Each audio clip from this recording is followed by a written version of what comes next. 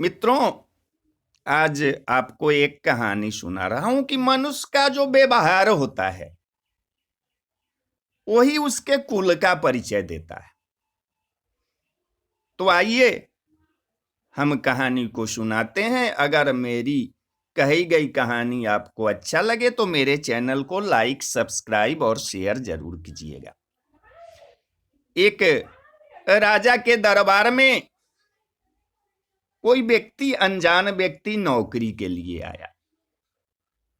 तो राजा ने उससे पूछा कि आप अपना योग्यता बताइए कि कहां तक आप पढ़े लिखे हैं, क्या आपके पास गुण है। तो वो अनजाने व्यक्ति ने कहा कि मैं एक विदूषक हूं। राजा के पास बहुत सारे राजदरबारी थे, राजदरबारियों की भरमार थी, लेकिन उसके व्यवहार से राजा ने उसे घोड़े के अस्तबल का इंचार्ज बना दिया। जब कुछ दिन बीते तो राजा के पास जो सबसे महंगा घोड़ा और प्रिय घोड़ा था उसके बारे में पूछा कि उसके बारे में तुम्हारा क्या ख्याल है, बहुत अच्छा घोड़ा है। तो उस नौकर ने कहा, चाहे जो भी हो लेकिन अच्छी नस्ल का नहीं है। राजा को आश्चर्य हुआ। उसने जंगल से घोड़े की जानकारी वालों को, जो घोड़े के बारे में जानता था, उसको बुलाकर उस घोड़े की जांच कराई।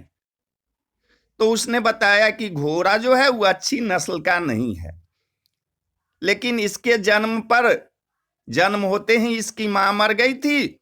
ये एक गाय का दूध पीकर उसके साथ पला है।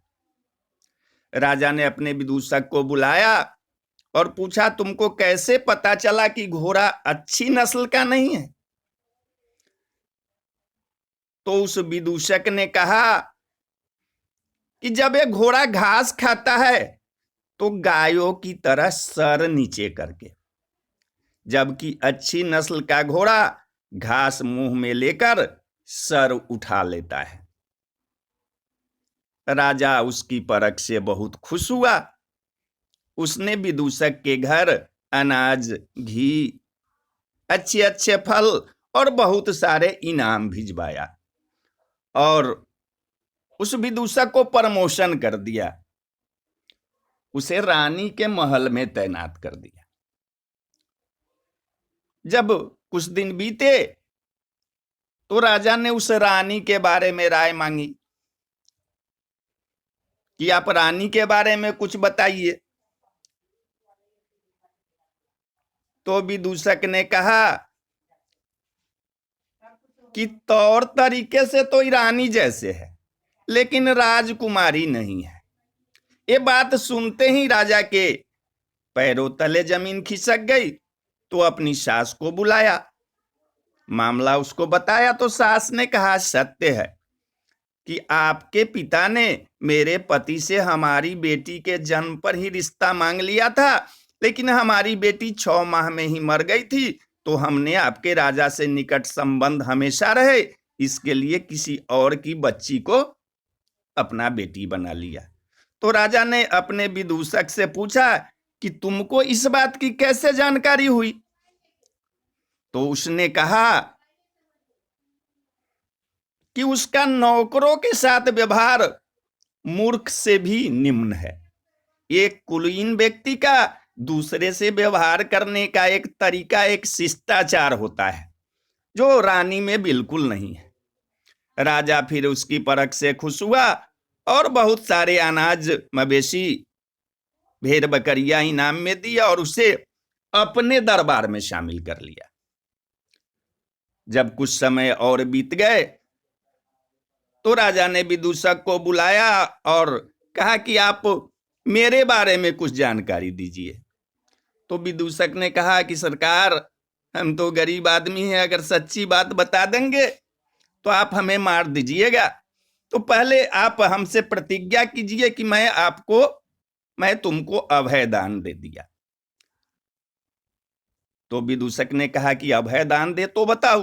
राजा ने वचन दिया तो उसने कहा न तो आप राजा के पुत्र हो और न आपका व्यवहार जो है वो राजा वाला है। राजा को गुस्सा आया, मगर वो तो अभय दान दे चुका था। सीधे अपने मां की महल में पहुंचा।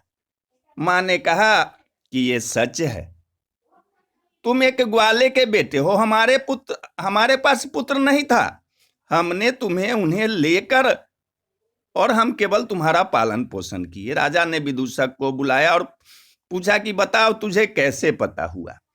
उसने कहा कि राजा जब किसी को इनाम दिया करते हैं तो हीरे मोती जवाहरात के रूप में देते हैं, लेकिन आप भेड़ बकरियां खाने पीने की चीज देते हैं। ये चलन राजा के बेटे का नहीं, किसी ग्वाले के बेटे का ही हो सकता है। किसी इंसान के पास कितनी धन दौलत सुख समृद्धि प्रतिष्ठा ज्ञान बाहुबल है, ये सब बाहरी चरित्र है। इंसान की असलियत उसके खून की किस्म, उसके व्यवहार, उसकी नीयत से होती है। एक इंसान बहुत आर्थिक शारीरिक सामाजिक और राजनैतिक रूप से बहुत शक्तिशाली होने के उपरांत भी अगर वह छोटी छोटी चीजों के लिए नीयत खराब कर लेता है, इंसाफ और सच की कदर नहीं करता, अपने पर उपकार और विश्वास करने वालों के साथ दगाबाजी करता है, या अपने तुच्छ फायदे और स्वार्थ पूर्ति के लिए दूसरे इंसान को बड़ा नुकसान पहुंचाने के लिए तैयार हो जाता है, तो समझ लीजिए खून में बहुत बड़ी खराबी है। बाकी सब तो पीतल पर चढ़ा हुआ सोने की पानी है। तो बोलिए जय जय सिया राम, जय जय सिया राम।